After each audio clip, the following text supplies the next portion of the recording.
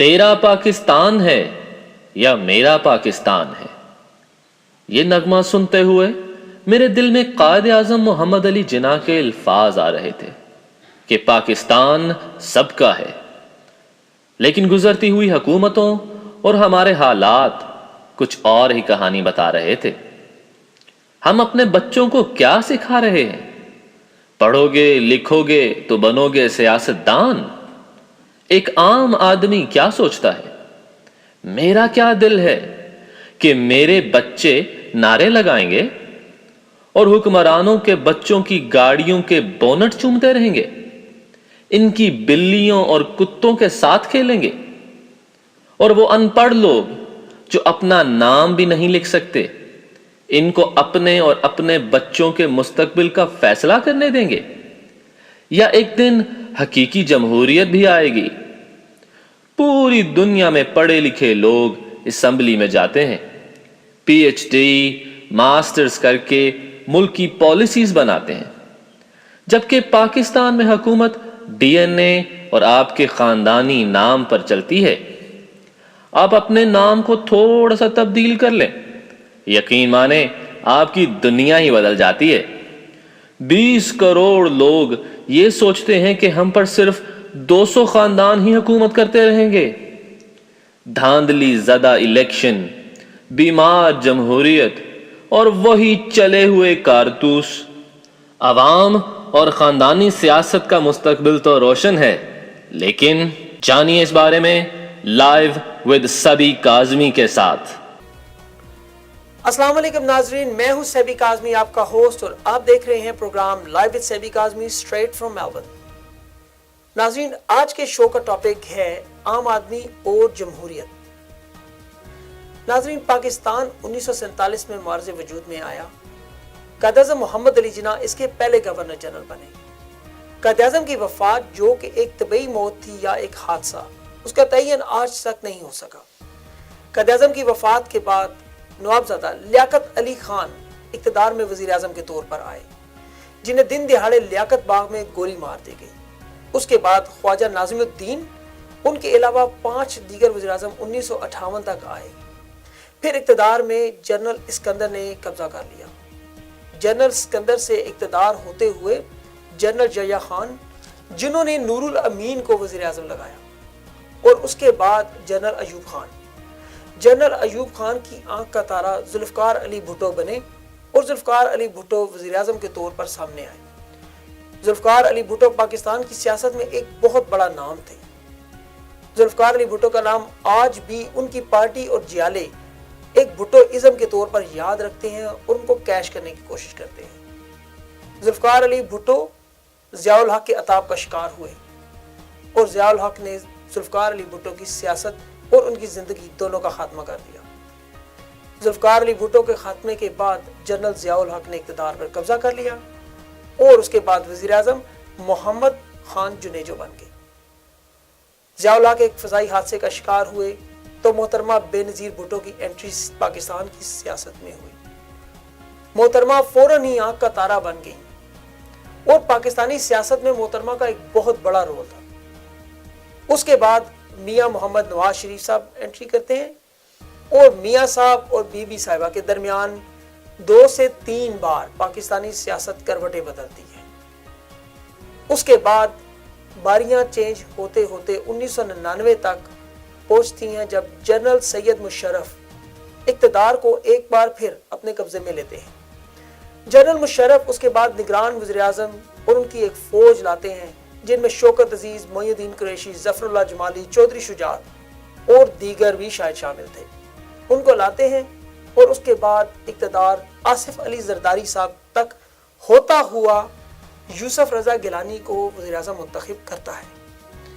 یوسف رضا گیلانی پاکستان میں ایک طویل عرصہ وزارت کے عہدے پر رہتے ہوئے نااہل قرار دیے جاتے ہیں، اور کردار کا قرعہ راجہ پرویز اشرف کے نام نکلتا ہے۔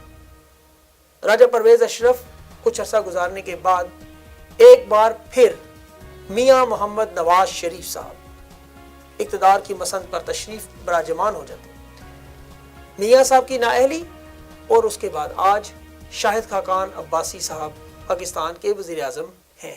زیادہ عرصہ وزارت عظمیٰ میں کس نے گزارا؟ تو وہ خوش قسمت انسان میاں محمد نواز شریف صاحب نے. ان کا مجموعی عرصہ تقریباً 9 سال کے قریب رہا. اس کے بعد اگر آپ دیکھیں تو ذوالفقار علی بھٹو صاحب 3 سال، محترمہ بے نظیر بھٹو صاحبہ بھی 3 سے 4 سال، شوکت عزیز صاحب 3 سال. اس کے علاوہ اگر آپ دیگر پرائم منسٹر کا ذکر کریں تو محمد علی خان جنیجو صاحب بھی 3 سال گزار گئے، اور اس کے علاوہ یوسف رضا گیلانی صاحب بھی کافی لکی رہے اور وہ 4 سال اس اقتدار میں ایز اے وزیر اعظم رہ چکے ہیں. ان میں اگر ہم بات کریں سب سے کم عرصہ دورانیہ تو وہ صرف 4 دن نور الامین صاحب پاکستان کے وزیر اعظم رہے ہیں. اور آپ حیران ہوں گے کہ جنرل ایوب خان بھی پاکستان کے 13 دن کے لیے وزیر اعظم رہے تھے. مجموعی طور پر ان سب لوگوں کا ایک وسیع عرصہ وزارت عظمیٰ کے عہدے پر فائز رہا. لیکن بات پھر بھی وہی ہے، ان میں سے کتنے لوگ عام آدمی ہیں؟ اگر ہم پاکستان میں نگران وزیر اعظم ان کا اگر ذکر نہ کریں تو یہ تھوڑی سی زیادتی ہوگی.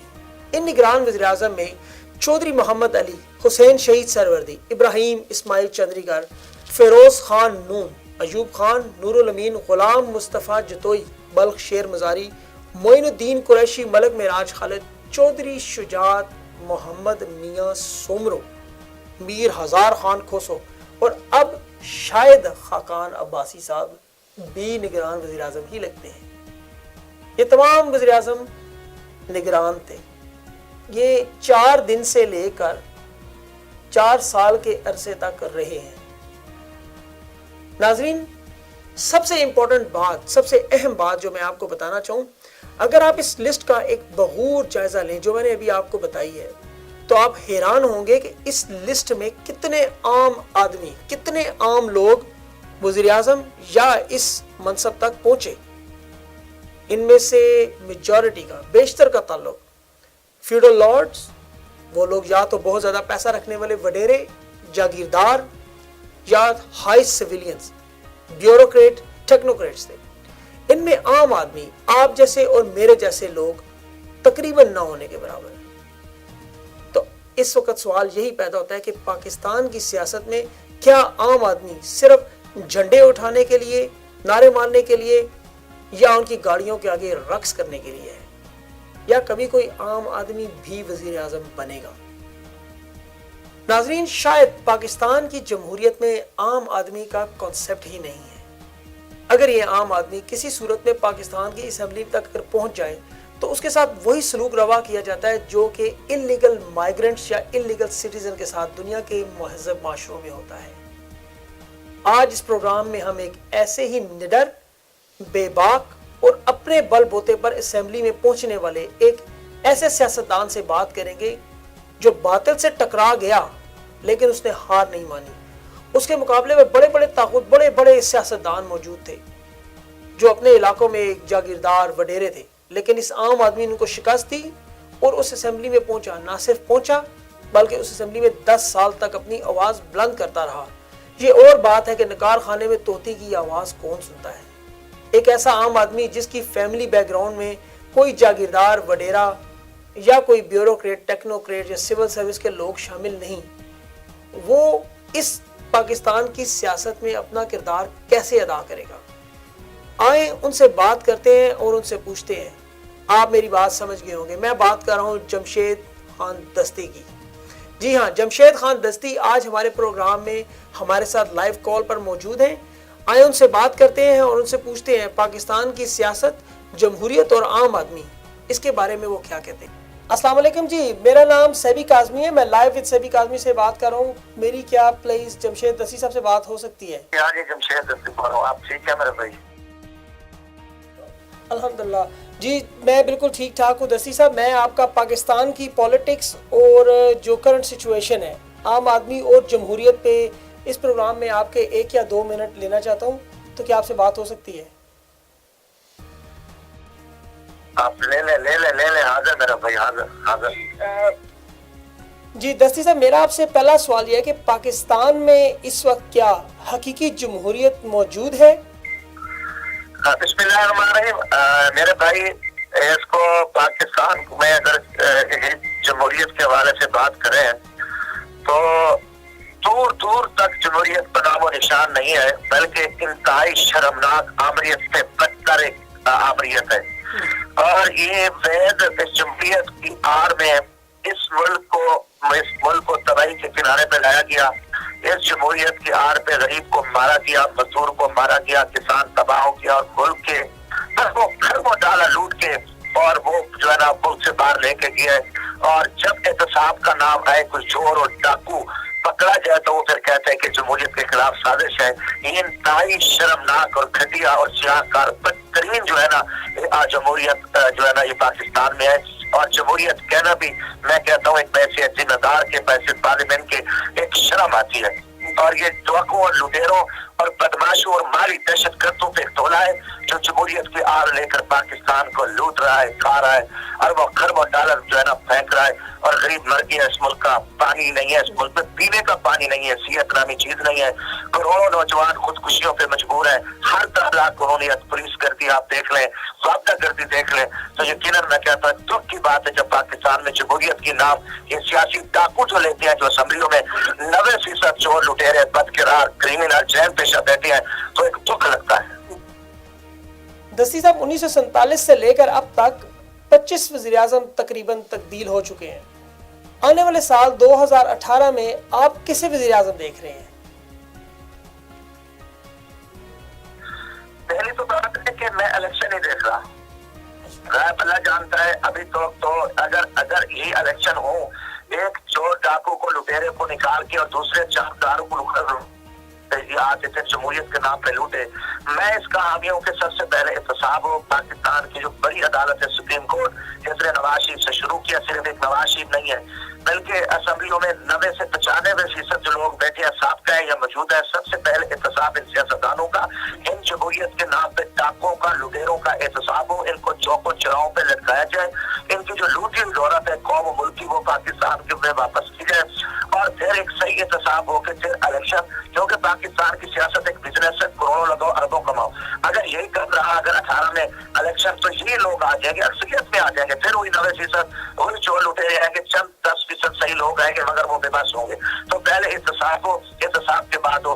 मगर मेरा ईमान है कि मैं इस पे मुतमईन हूँ बैसियत पाकिस्तानी के कि आने वाली हुकूमत एक बहुत बड़ी तब्दील होगी और एक अच्छी हुकूमत से उम्मीद रखी जा सकती है। क्योंकि हमारा जो अदलिया है वो इस टाइम इंशाल्लाह पूरी उसने मुल्क को और कानून की और आइन की हुक्मरानी है, बड़े बड़े मगरमच्छों पे हाथ डाल रही है। तो मेरा ईमान है कि आने वाली हुकूमत सही लोगों पे होगी और अच्छे लोगों पे होगी और इंशाल्लाह इस पे थोड़ा टाइम लगेगा, मगर सबसे पहले एहतसाब, इलेक्शन नहीं, पहले एहतसाब।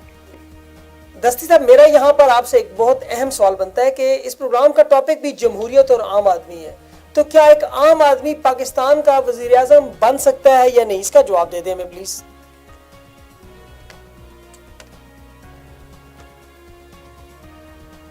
मेरा ईमान है बन सकता है। देखो जी, अब जिस तरफ अब एक काम शुरू हो चुका है पाकिस्तान में, जो बड़ा लुटेरा और डाकू पकड़ा जा रहा है, तो बन सकता है। आप जमशेद दस्ती को देखें कि मैं एक भाई, एक मजदूर, एक बहनदार, एक झाड़ू वाले का बेटा हूँ, कच्चे घर से निकला हूँ। जहाँ आप सरे की खिता देखें जो जनूबी पंजाब कहलाता है, जहाँ बड़े बड़े खार नवाबजादे, लिगारी, खोसे चीज, बड़ा एक मखदूम, बड़ा बड़ा एक नाम है।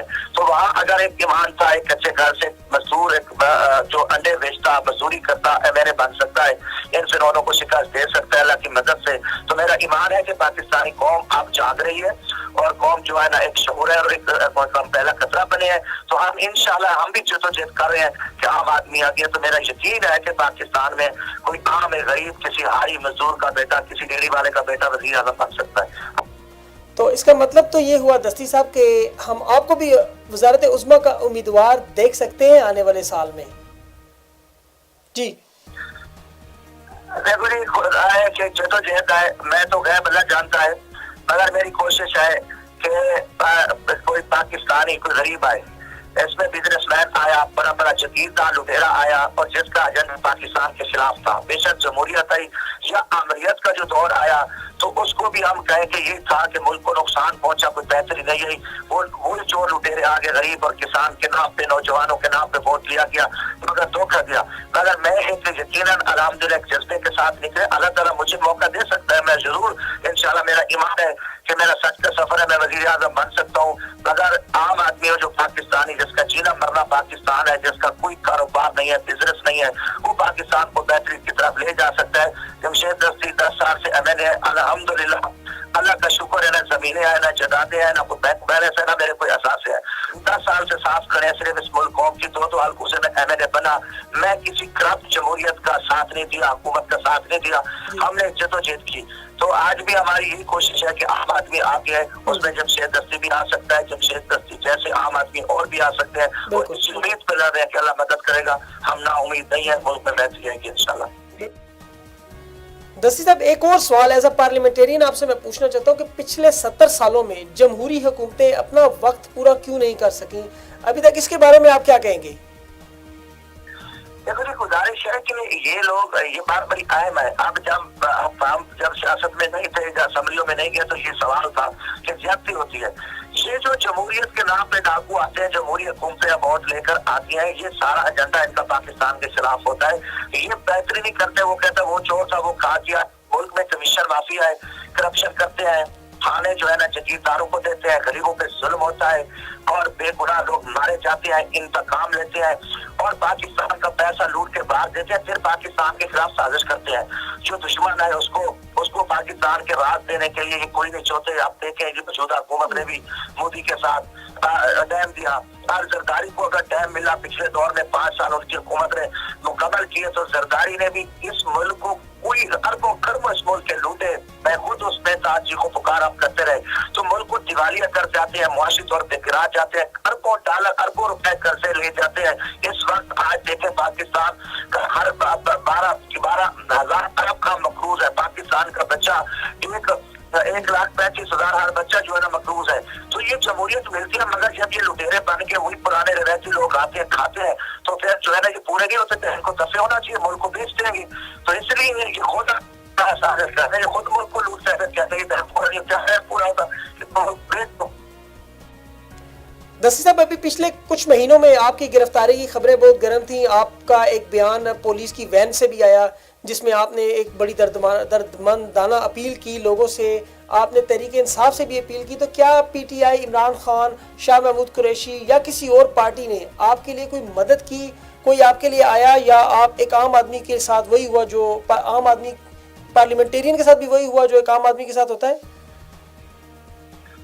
हाँ, गुजारिश है, देखो मैं जमहूरियत की बात कर रहा था। मैंने असम्बली में कहा कि 26 मई को जवाहर शरीफ साहब के आपने 5वां बजट पेश कर रहे हैं। इस मुल्क में किसान मर गया, मजदूर मर गया, नौजवान की हालत बुरी हो गई है, मुल्क बैठ गया है। तो क्या किया? पानी तक नहीं है। चंद एक शहर पे आप अरबों रुपए खर्च कर रहे हो, तो दूसरी तरफ कुछ नहीं है। तो फिर उस पे मैं तो देखो पाकिस्तानी हूँ, मैंने पाकिस्तान के आम आदमी की बात की, और उस पे बादशाह जो है ना वो गुस्से होकर बादशाह ने जो है ना FIR है और जुल्म और जबर, तो उस पे यकीनन पूरी पाकिस्तानी कौम जिन पे लानत थी।